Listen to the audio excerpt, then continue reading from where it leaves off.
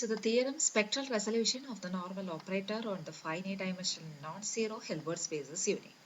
The first part is seen in the last video. Now you can see the second part.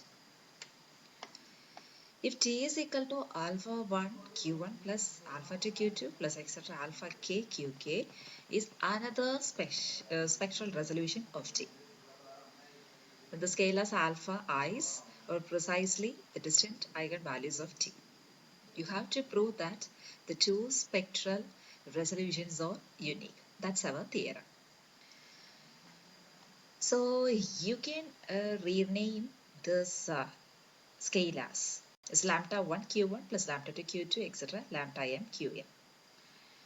Now we need to show that there is a spectral resolution of T is uniquely determined as specific polynomial in T.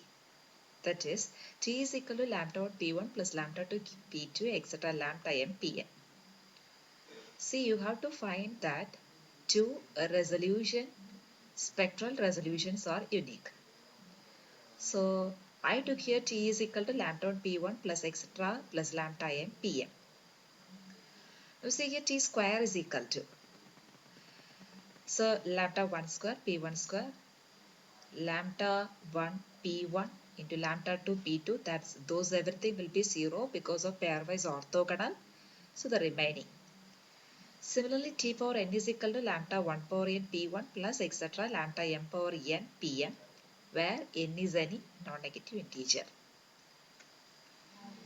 If g of t any polynomial with a complex coefficients, then taking linear computations of the relation as g of t is equal to g of, you already know the t value is lambda 1 p1 plus lambda 2 p2 etc. lambda m pm. So in short, you can write summation j equal to 1 to n g of lambda j pj. Suppose you can take the pi is a polynomial such that pi of lambda j equal to delta ij with the condition of delta ij is equal to 1 if equal to 0, I equal to j, 0 if I not equal to j. So that pi lambda I if I equal to j, so that this become 1. Now I not equal to j, so that pi lambda j is equal to 0.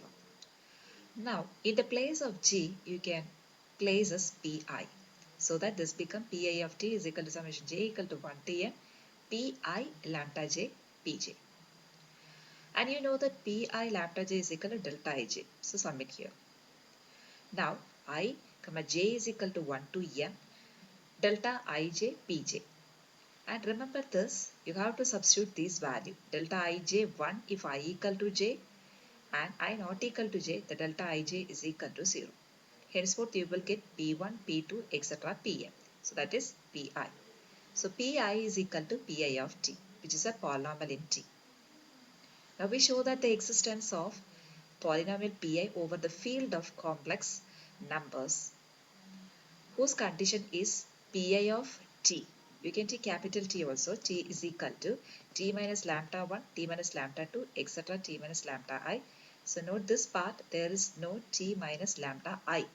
Lambda I minus 1 and I plus 1. So there is no t minus lambda divided by these values.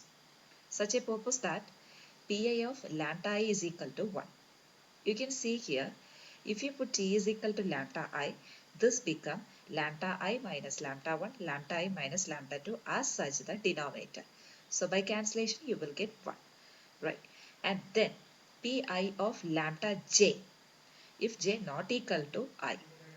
So if you take I is equal to 1 and j is equal to 2, so I am substituting here I is equal to 1 of t, which is equal to, just see the second one, t you are taking as lambda j, and what is the value of j as 2. So substitute here lambda 2 minus lambda 1. So the whole will be equal to 0. Similarly, you can try for other.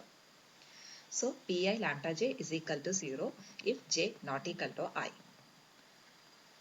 So already we find out pi lambda equal to 1 and pi lambda j equal to 0 for this condition, and now by using this field of complex numbers also we are getting the same condition, so that you can write that pi equal to p of t. Similarly here also pi equal to p of t.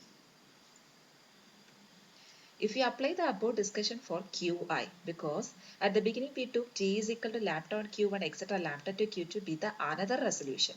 So if in the last discussion we seen for Pi, the same property if you apply for Qi, you again get that Qi is equal to Pi of T. So that from the left hand side, sorry, right hand side become equal, hence you can write that Pi is equal to Qi. So two spectral resolution of T are same. Thank you.